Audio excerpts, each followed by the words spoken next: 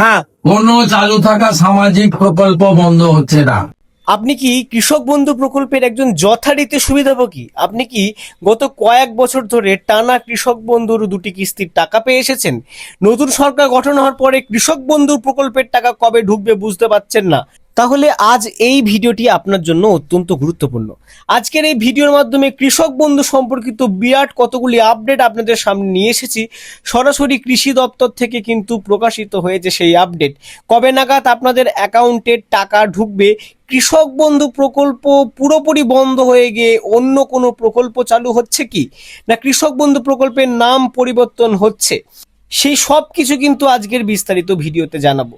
তার আগে আপনাদেরকে বলে দিই, কৃষক বন্ধুর টাকা কিন্তু আপনাদের অ্যাকাউন্টে খুব শীঘ্রই ঢুকতে চলেছে। টাকা পাওয়ার ক্ষেত্রে বিভিন্ন শর্ত অবলম্বনে বিভিন্ন নোটিশ জারি করা হয়েছে। কোন কোন ডকুমেন্ট আপলোড করতে হবে, কোন কোন ডকুমেন্ট যদি ভেরিফাই না হয় তাহলে আপনার অ্যাকাউন্টে টাকা ঢুকবে না, জেলা ভিত্তিক ট্রেজারি অফিসের নিয়ম অনুযায়ী প্রত্যেকটি জেলায় টাকা কবে কবে নাগাদ ঢুকবে, সব কিছু কিন্তু আজকের এই বিস্তারিত ভিডিওয় ক্লিয়ারভাবে বুঝিয়ে দেবো। তাই ভিডিওটি অবশ্যই শুরু থেকে শেষ পর্যন্ত দেখবেন। গরিব খেটে খাওয়া কৃষকদের জন্য কিন্তু এই ভিডিওটি অত্যন্ত গুরুত্বপূর্ণ, আপনাদেরকে কিন্তু বারবার আমরা বলছি। কৃষক বন্ধু প্রকল্পের এর একই সঙ্গে আরও একটি গুরুত্বপূর্ণ আপডেট, টাকার পরিমাণ বৃদ্ধি নিয়ে পিএম কিষাণ প্রকল্প এবং কৃষক বন্ধু প্রকল্প একসঙ্গে মিলিতভাবে বেশি টাকা প্রতি বছর কৃষকদের অ্যাকাউন্টে পাঠাবে বলেই কিন্তু খবর। মূলত সেই সমস্ত খবর নিয়েও কিন্তু পরবর্তী প্রতিবেদনের পৃষ্ঠায় একদম বিস্তারিত আলোচনা করতে চলেছি, তাই ভিডিওটি স্কিপ করবেন না। ভিডিওটি শুরু করার আগে আপনি পশ্চিমবঙ্গের কোন জেলা থেকে ভিডিওটি দেখছেন অবশ্যই কমেন্ট সেকশনে জানাবেন। প্রথমেই হেডলাইনে কি বলছে, কৃষকদের জন্য বড় আপডেট, সরকারি সহায়তা পেতে বদলাতে পারে নিয়ম, নতুন যাচাই প্রক্রিয়া নিয়ে জোর আলোচনা। হেডলাইনটি দেখেই আপনারা বুঝতেই পারছেন যে এই প্রতিবেদনটি আপনাদের জন্য কতটা গুরুত্বপূর্ণ। দেখুন, নিজস্ব সংবাদদাতা কলকাতা অভ্যন্তরে আমরা যাওয়ার চেষ্টা করছি। রাজ্যের কৃষকদের জন্য চালু থাকা বিভিন্ন আর্থিক সহায়তা প্রকল্পকে ঘিরে নতুন করে আলোচনা শুরু হয়েছে। প্রশাসনিক মহলে বিশেষ করে যেসব প্রকল্পের মাধ্যমে সরাসরি কৃষকদের ব্যাংক অ্যাকাউন্টে অনুদানের অর্থ পৌঁছে দেওয়া হয়, সেগুলির ক্ষেত্রে ভবিষ্যতে আরও কঠোর যাচাই প্রক্রিয়া চালু হতে পারে বলে সূত্রের খবর। যদিও এখনও পর্যন্ত সরকারিভাবে কোনো চূড়ান্ত বিজ্ঞপ্তি প্রকাশ করা হয়নি, তবু প্রশাসনিক স্তরে চলা একাধিক আলোচনার জোরে কৃষকদের মধ্যে কৌতূহল এবং প্রত্যাশা দুটিই বেড়েছে। স্বচ্ছতা বজায় রাখতে আপনাদেরকে ইন্ট্রোতে জানিয়েছি যে প্রকল্পের স্বচ্ছতা বজায় রাখতে কিন্তু আপনাদের ডকুমেন্ট যাচাই প্রক্রিয়া হতে পারে। প্রতিবেদনের পরের পৃষ্ঠায় এই সংক্রান্ত আর কি খুঁটিয়ে বলছে একটু দেখে নিই। দেখুন, সূত্রের দাবি, সরকারি সহায়তার অর্থ যাতে প্রকৃত উপভোক্তাদের কাছেই পৌঁছয় এবং কোনো ভুল তথ্য বা অযোগ্য আবেদনকারীর কারণে সরকারি অর্থের অপচয় না হয়, ভালো করে বুঝবেন এই বিষয়গুলো, সেই লক্ষ্যেই নতুন নির্দেশিকা নিয়ে ভাবনা চিন্তা চলছে। এর ফলে আগামী দিনে উপভোক্তাদের নথিপত্র, ব্যাংক সংক্রান্ত তথ্য এবং পরিচয় সংক্রান্ত নথি আরও বিস্তারিতভাবে খতিয়ে দেখা হতে পারে। আপনারা সকলেই জানেন, লক্ষ্মীর ভাণ্ডার প্রকল্প কিংবা বিধবা ভাতা প্রকল্পের ক্ষেত্রেও কিন্তু অনেক ভুয়ো লোকজন, এমনকি পুরুষ মানুষ পর্যন্ত এই ভাতার সুবিধাগুলি পাচ্ছিলেন। এগুলো সরকারি অর্থের অপচয় বলে সরকার মনে করছে। যে ক্ষেত্রে অন্যান্য প্রকল্পের জায়গায় এইরকম ভুল হচ্ছে, তাই কৃষক বন্ধু প্রকল্প কিন্তু খতিয়ে দেখার পরিকল্পনা করছে সরকার।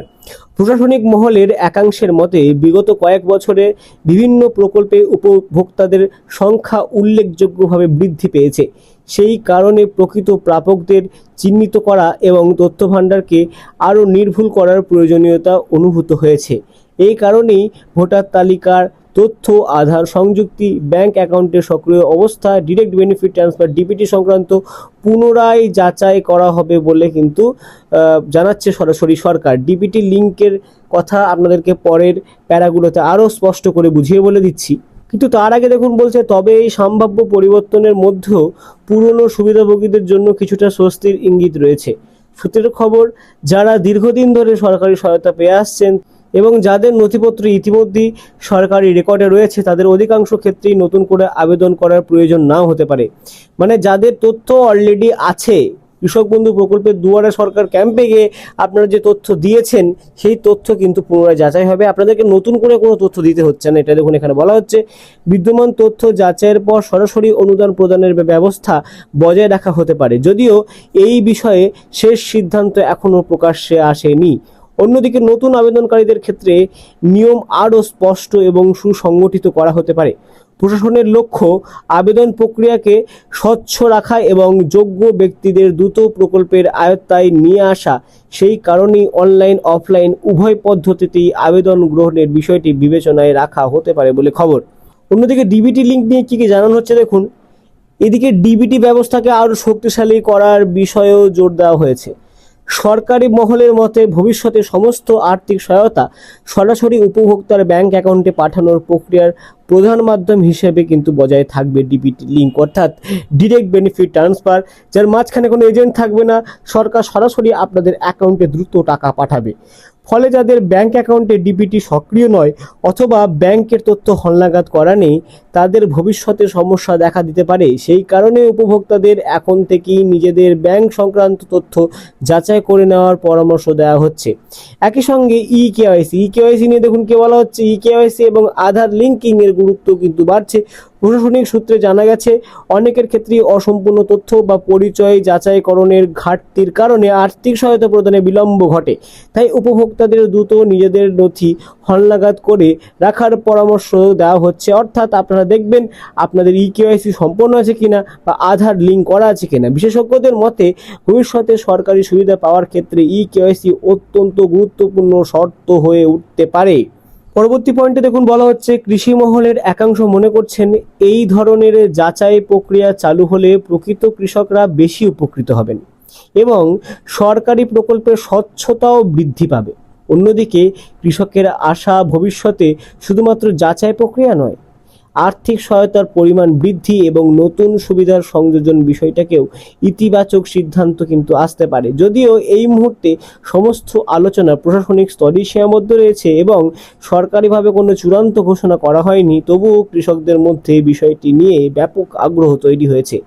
এখন সকলের নজর আসন্ন সরকারি বিজ্ঞপ্তির দিকে, কারণ প্রশাসনিক সূত্রে যে ইঙ্গিত মিলেছে তাতে স্পষ্ট যে আগামী দিনে সরকারি কৃষক সহায়তা প্রকল্পগুলির পরিচালনায় কিছু গুরুত্বপূর্ণ পরিবর্তন দেখা যেতে পারে রাজ্যের লক্ষ লক্ষ কৃষকের কাছে। তাই আগামী কয়েক সপ্তাহ অত্যন্ত গুরুত্বপূর্ণ হতে চলেছে।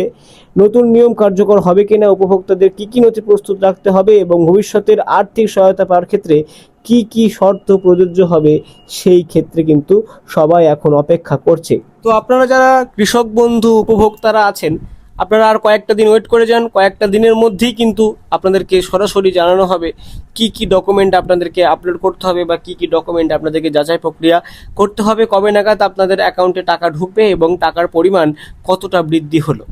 তো এই ছিল আজকের আপডেটটি ভালো লাগলে অবশ্যই ভিডিওটিকে লাইক করবেন। পরবর্তীতে কৃষি সহায়তামূলক যে কোনো প্রকল্পের স্বচ্ছ নোটিফিকেশন সবার আগে পাওয়ার জন্য চ্যানেলটিকে অবশ্যই সাবস্ক্রাইব করে রাখবেন। ততদিন পর্যন্ত ভালো থাকুন, সুস্থ থাকুন, ধ্রুব টক্সের সঙ্গে থাকুন।